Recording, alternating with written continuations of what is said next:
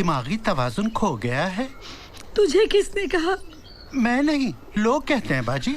तो चुप कर। आप रोइए मत बाजी, अगर आप कहेंगी तो हम लोग खंडर चले चलेंगे।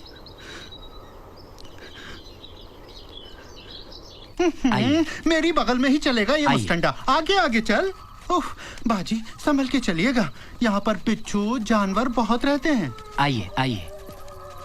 आइए आइए क्या कर रहा है? अभी तो मैं गिर जाती। उफ, बाजी सर संभल के चलिएगा। आइए।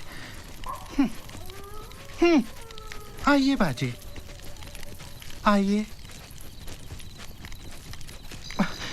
बाजी मुझे तो यहाँ बड़ा डर लग रहा है। हाय अल्लाह, बाजी वो रहे। तुम्हारे मामू की इस हालत को देखकर बड़ा तरस आता है, बड़ा अफसोस होता है, लेकिन समझ में नहीं आता ये माजरा क्या है। ये क्यों इस तरह की जिंदगी गुजारने के लिए मजबूर है। सलीमा,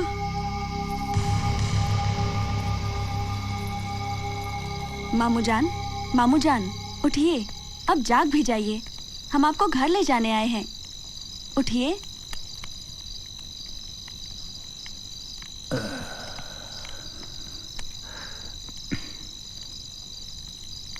आप लोग यहाँ इतने परेशान क्यों हैं? कहीं कैसे आना हुआ?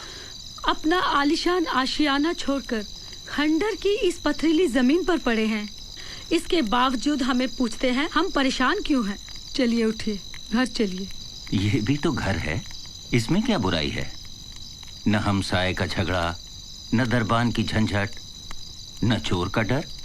मैं यहीं ठीक हूँ। ये कैसी बातें कर रहे हैं आप? मैं आप ही की तो जबान बोल रहा हूँ। शायद आपकी तबीयत ठीक नहीं है। मेरी तबीयत को क्या हुआ है? मैं बिल्कुल ठीक हूँ। नहीं, आपकी तबीयत ठीक नहीं है, आपको इलाज की जरूरत है। बीमार तो सभी हैं, क्या खलीफा, क्या वजीर, क्या दरोगा, क्या कोतवाल। इनमें से कौन है जिसे इलाज की जरूरत नहीं? हमारी बात समझने की कोशिश कीजिए। ये जगह आपके लिए मुनासिब नहीं है। क्या कमी है इस जगह में? खुली हवा, भरपूर रोशनी, खुला आसमां। मेरे लिए तो ये जगह किसी महल से कम नहीं। और हाँ, रही इस जमी की बात, तो क्या बादशाह, क्या दरवेश, सभी को यहीं दफन होना है। तो भला मेरे लिए क्यों मुनासिब नहीं? मैं कैसे समझाऊं आपको? शहर के लोग तरह तरह की बातें करते हैं। वो समझते हैं आप अपना दिमागी तवाजुन खो बैठे हैं। शायद मेरे अल्लाह और मौला को यही मंजूर हो। आप लोग अपना ख्याल रखिए। मेरी इस दीवानगी के पीछे भी कोई मसलहत है। आप लोग जाइए।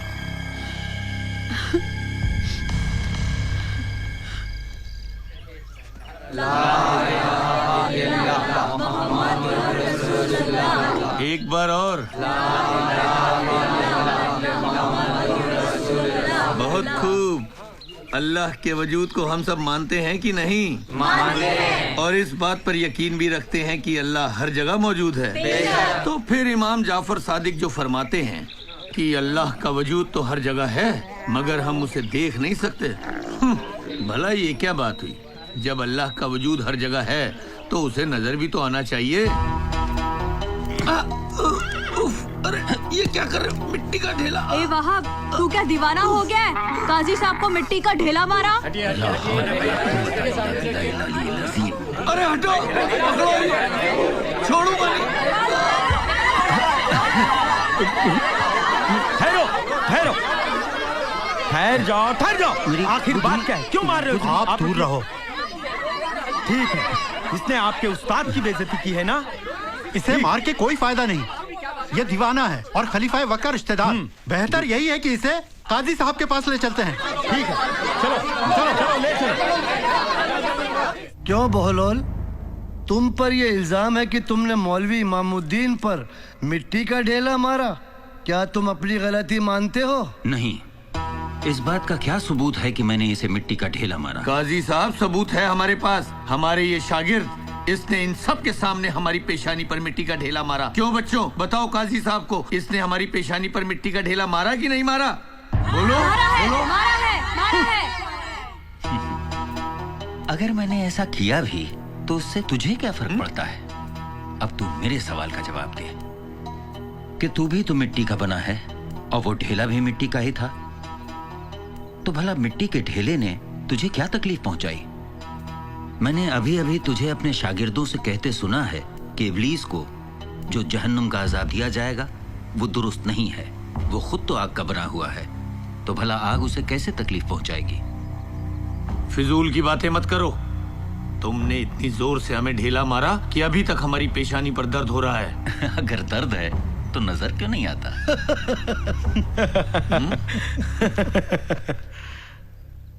अरे अकल के दुश्मन, दर्द भी कभी किसी को नजर आता है? अभी अभी तो तू अपने शागिर्दों से कह रहा था कि इमाम जाफर सादिक अलैहिस्सलाम जो फरमाते हैं खुदा को देखना मुमकिन नहीं। मैं इस बात को नहीं मानता। जो चीज मौजूद है उसे नजर आना चाहिए, तो तेरी पेशानी का दर्द भी तो नजर आना चाहिए। बस बहुत हो गया। चलो बच्चों, हटो। अच्छा तो काजी साहब, खुदा हाफिज। खुदा हाफिज। लोग इसे दीवाना कहते हैं, मगर ये बातें तो बड़ी दानिशवराना करता है। मेरी नजर में ये दीवाना नहीं बल्कि दाना है।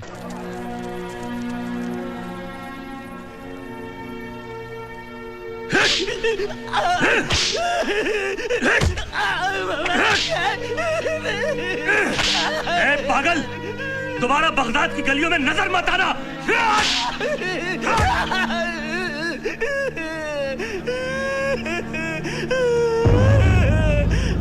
शर्म आनी चाहिए आप लोगों को।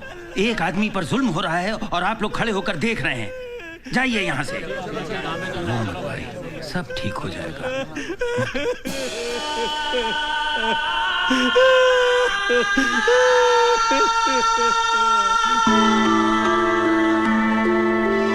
खुदा ने हमारे साथ बहुत बड़ी नाइंसाफी की है।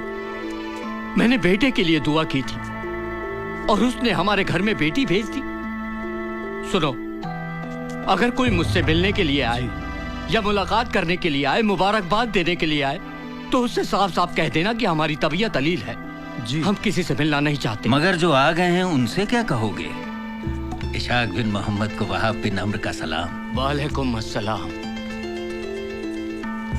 सुना है लड़की की पैदाइश के सबब आप बहुत परेशान हैं, यहाँ तक कि खाना पीना भी छोड़ दिया है। ये तो आप भी जानते हैं कि हमारे कबीले में लड़की की पैदाइश बाइस से शर्म की बात है, क्योंकि नस्ल हमेशा लड़कों से चला करती है।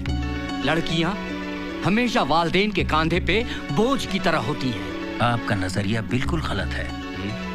हमारे पैगंबर सरवरे कायनात सल्लल्लाहु अलैहि वसल्लम के घर भी बेटी पैदा हुई थी, मगर उन्होंने तो कभी अपनी बेटी से नफरत नहीं की। जनाब फातिमा ज़हरा अलैहिस्सलाम की आप बेहद इज्जत करते थे, उनसे बेहद मोहब्बत करते थे। जिस घर में बेटी पैदा होती है उस घर में नबी का सलाम आता है। बेटी खुदा की रहमत होती है। इशाक, जरा सोचो तो, अगर इस खूबसूरत सी बच्ची के बजाय अल्लाह ने तुम्हें मुझ जैसा पागल दीवाना बेटा दिया होता तो क्या करते? नहीं नहीं नहीं नहीं, शुक्रिया शुक्रिया, आपने हमारी आंखें खोल दी। है अल्लाह, है पालने वाले, तूने बहुत बड़े गुनाह को करने से मुझे बचा लिया। बेटी बेटी। दानिशमंदी की बात करने लगा है। वो रहा बोलोल। अस्सलाम वालेकुम। क्या बात है बोलोल, आजकल तुम्हारी दानाई के चर्चे गली गली गूंज रहे हैं। जो आले मोहम्मद का दीवाना हो जाता है, दानेश्वरी उसके हिस्से में आ ही जाती है। अच्छा, इसका मतलब ये हुआ बोलोल कि तुम जमीन और आसमान दोनों जहां की भी खबर रखते हो। मैं हर उस चीज की खबर रखता हूँ जिसकी खबर तुम्हारे खलीफा को नहीं है। फिर तो तुम्हें इस बात की भी खबर होगी कि खुदा ने शैतान को किस शक्ल में पैदा किया है। क्या तुमने कभी शैतान को देखा है? शैतान को तो मैं अब भी देख रहा हूँ।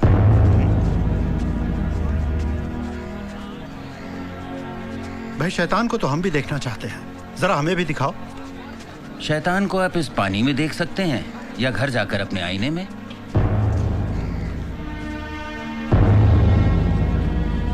इसने हम दोनों को शैतान कहा है। इसकी शिकायत बादशाह से करनी होगी।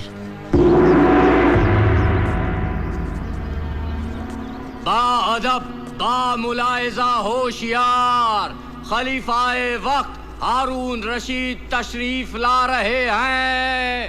वजीर मुमलिकत, अस्सलाम वालेकुम। हम बहलोल के बारे में जानना चाहते हैं। सुना है वो दीवाना हो चुका है। जिल्ले इलाही, अगर इजाजत हो तो कुछ अर्ज करूं? इजाजत है। मुझे तो बहलोल की खाक नशीनी के पीछे कोई साजिश लगती है। कैसी साजिश? लगता है वो दीवानेपन का चोला पहनकर आवाम को आपके खिलाफ भड़का रहा है। आजकल वो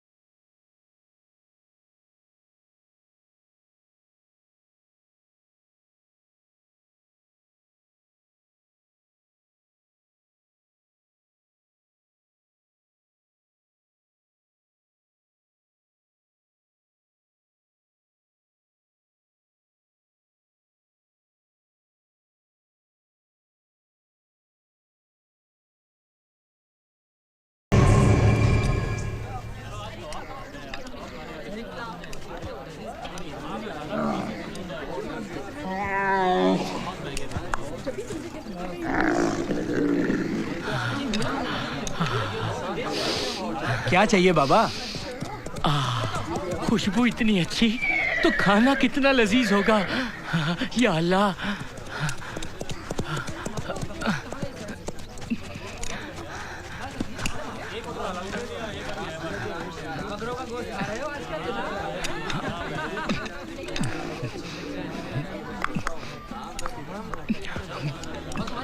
अल्लाह।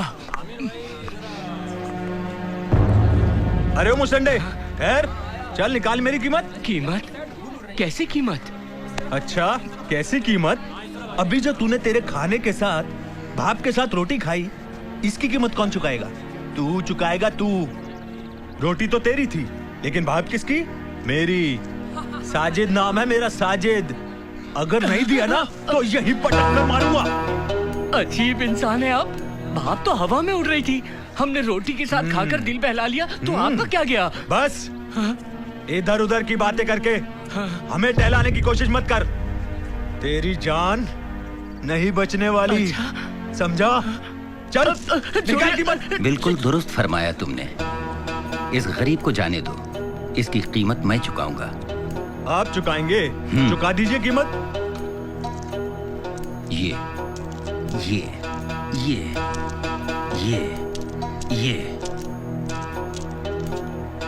अब खुश? खुश? खा खुश? कीमत तो दी नहीं। यही तो थी तुम्हारी खुशबू और भाप की कीमत। कीमत खाने की होती है, भाप और खुशबू की कीमत सिक्कों की आवाज ही तो होगी। मिल गई ना तुम्हें? ठीक है, चलता हूँ। खुदा हाफिज।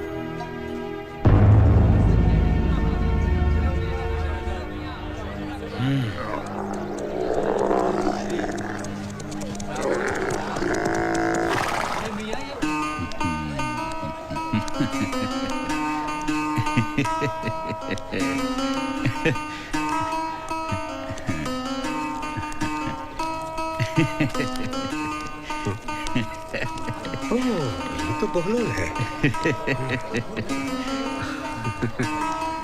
ये क्या कर रहे हो बहलोल? भला इस एक सोने के सिक्के से खेलने में तुम्हें क्या मजा आता होगा? तुम ये सिक्का मुझे क्यों नहीं दे देते? मुझे दे दो। क्यों? अरे इसके बदले में मैं तुम्हें 10 सिक्के दूंगा। देखो पूरे 10 हैं। अच्छा ठीक है, मैं तुम्हें ये सोने का सिक्का देने के लिए तैयार हूँ, मगर एक शर्त पर। वो क्या? पहले तुमको गधे की तरह ढेंचू ढेंचू की आवाज निकालनी होगी। इस दीवाने के सामने गधे की आवाज निकालने में हर्ज ही क्या है? कम से कम सोने का सिक्का तो मिलेगा। ठीक है, मैं तैयार हूँ।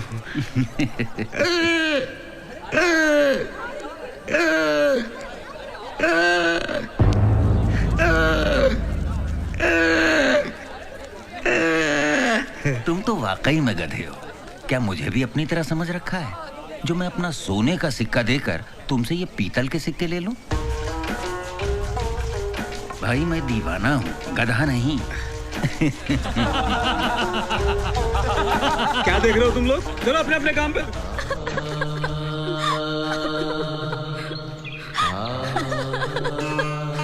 क्या बात है बच्चों, तुम लोग रो क्यों रहे हो? मुझे अपनी परेशानी बताओ, मुमकिन है मैं तुम्हारी कोई मदद कर सकूं? हमारे साथ बहुत बड़ा धोखा हुआ है। किसने किया ये धोखा? काजी मामुद्दीन ने। आओ मेरे साथ।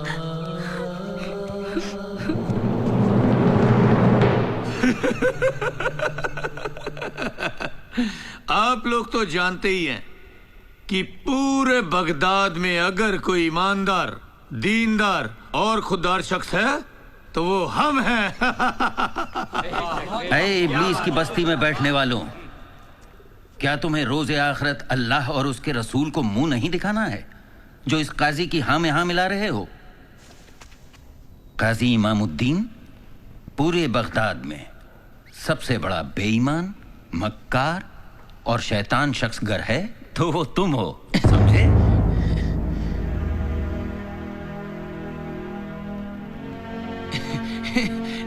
जनाब, ये बच्चे आपको कहां से मिल गए? इमामुद्दीन, हुजूर अकरम का कौल है कि यतीम का हक मारना गुनाह अजीम है। अच्छा, तो ये मामला है। ये बच्चे आपको अपना वकील बना कर लाए हैं, मगर आपने सच्चाई जानने की कोशिश की। अच्छा, तो तू ही बता, सच क्या है? दरअसल हुआ यूं कि इन बच्चों के मरहूम अब्बा हज पर जाने से पहले मुझे 1000 अशरफियां दे गए और कह गए कि जो दिल चाहे इन्हें दे देना। सो अब मैं इन बच्चों को 100 अशरफियां दे रहा हूँ। तुमने बिल्कुल दुरुस्त फरमाया काजी। जरा फिर से कहना। जो दिल चाहे सो दे देना। गोया तेरा जी 900 अशरफियां रखना चाह रहा है तो इन्हें दे दे। जी ठीक है, चलो।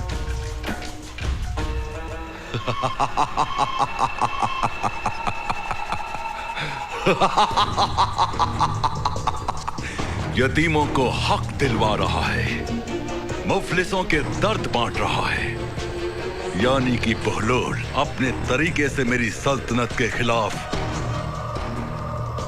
जिहाद कर रहा है। अलीजा, हमें इस मसले में बड़ी गौर और फिक्र करके सोचना होगा।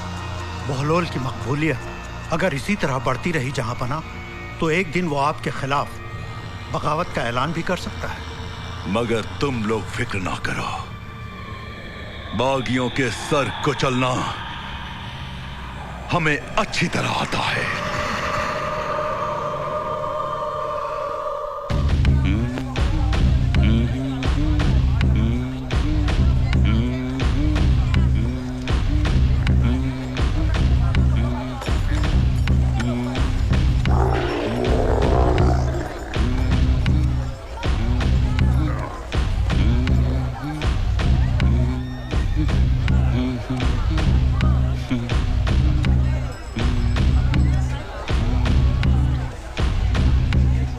अस्सलाम वालेकुम, कैसे हो? वालेकुम अस्सलाम। सब खैरियत तो है? भाई आज की खुशी का सबब क्या है? कैसे मुहिब्बे अहले बैत हो बरमक्की, क्या तुम्हें पता नहीं कि आज कितना बड़ा दिन है? आज ही का दिन है जब हमारे हुजूर सरवरे कायनात सल्लल्लाहु अलैहि वसल्लम ने विलायत अली का ऐलान किया था और कहा था, मन कुंतो मौला फहाजा अलीयुन मौला, जिसका मैं मौला उसके ये अली मौला। आज का दिन हमारे लिए किसी ईद से कम नहीं बरमक्की। जी आओ मेरे साथ।